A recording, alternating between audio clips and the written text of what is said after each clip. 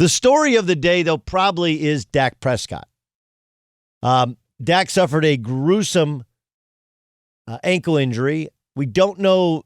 I haven't heard the extent of it, right? But it was a compound fracture, meaning in addition to the dislocation of the ankle, which can be reset and you can come back rather quick from, there was a compound fracture of the actual ankle itself. We don't know about ligament and tendon damage or blood flow issues or whatever. There's a lot. He's not out of the proverbial woods yet. I should point out that if we use Paul George, whatever shortcomings Paul George has nothing to do with the leg injury that he suffered with Team USA going back, what was that, 7-8 years ago? Right? So, I mean, look, Alex Smith's injury is arguably the most devastating a quarterback has suffered in the last 20 years. And even with all of the surgeries, even with the bacterial infection, the loss of blood flow, the fact he nearly lost his leg, he did actually play football yesterday, which is kind of amazing. This was Stephen Jones this morning talking about Dak when he was asked if they were concerned about his future with the Cowboys. Absolutely not. He's our future. Anyone can overcome anything and beat Dak. This is something that, our doctors feel good that he'll overcome and come back better than ever. So there you go. He's good as new. He'll come back better than ever. Somehow Tony Dungy is receiving some heat because he said it, quote, could be the best thing that ever happened to the Cowboys. I think he slightly misspoke. His point was that they had gotten away from who they were and running the football. Some of that is because you're without your bookend tackles and without your starting center from the plans this year. Their center retired. Their bookend tackles are both out for the season.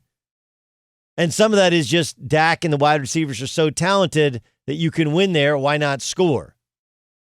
So I understood what Dungy was saying. Dungy is basically like, look, if you got a bad defense, you know what you should do? Keep them off the field, run the football, short the game. Makes sense. By the way, Ezekiel Elliott's really good. But can we get to the most misdescribed part of Dak Prescott? First thing is, it might be the best thing that happened to Mike McCarthy.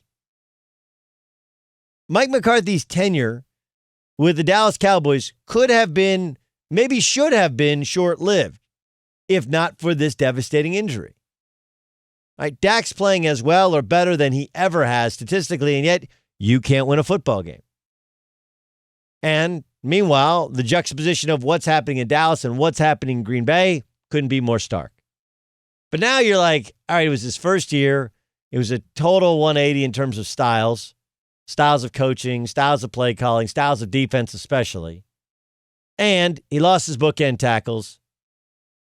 Now, Van Der Esch is hurt again. And now you lose your starting quarterback and your starting center retired. What did you expect from the guy? It's a great point, and it's a fair point. It would have been fair to say, dude, we went from a disappointing team to a disaster if not for this injury. So if Tony Dungy was really honestly like, look, that might save Mike McCarthy's job, because now if they win games with Andy Dalton, you're like, dude, you won games with Andy Dalton, a quarterback without your bookend tackles. That's pretty amazing. And Andy Dalton's not that much of a downgrade. I guess Steve Fezzik from pregame.com said it's a 3-point downgrade, which is fairly significant. But Andy Dalton has played, led the team in the playoffs. He's more than competent as a backup and as a fill-in starter. I mean, like some backups can be, 6-7 points in terms of a change, all the way to a double-digit change. But can we stop with one thing that I've heard discussed, I've seen tweeted, I've seen written about, which is somehow Jerry Jones is the bad guy in all this because he wouldn't give Dak Prescott a long-term contract. Have you heard that one? As soon as he got hurt, oh man, I cannot believe that Jerry Jones didn't value Dak Prescott, didn't value him. That is on every level incorrect. No, it's not incorrect. It's wrong. It's the exact opposite of reality. This was not, hey, I want a new contract. No, we don't want to give you a new contract. This was actually, we want to give you a contract which keeps you under our control a year longer then you want to be kept under club control.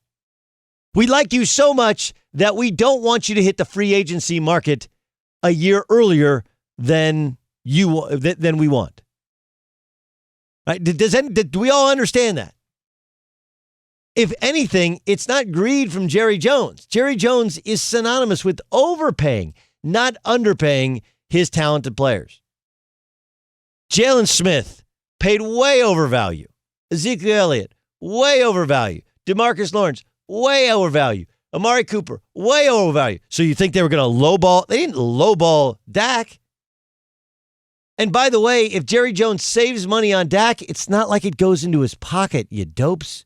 It goes to somebody else.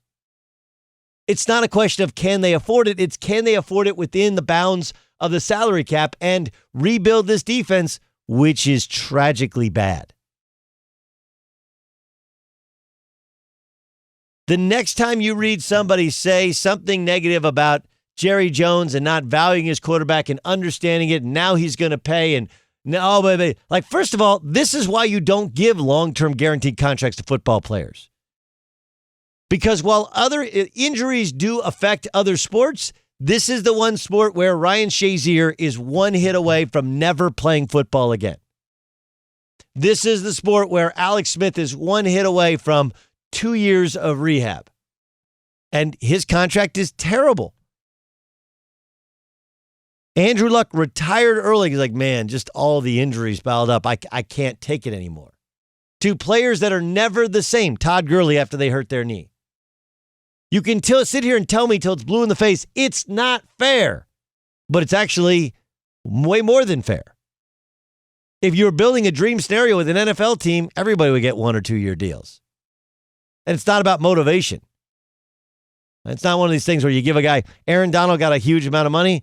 That dude's just a monster. He's going to be a monster. You don't give a guy a huge amount of money unless you know he's going to bring it every week. But they're all, especially offensive players, one hit away from not walking right the rest of their life. That's the nature of the sport. That's why you don't give long-term guaranteed contracts, not because of some level of greed by the owners. That is completely and utterly ridiculous. Just like the discussion of, well, Jerry Jones doesn't value him. Dude, he offered him $150 million.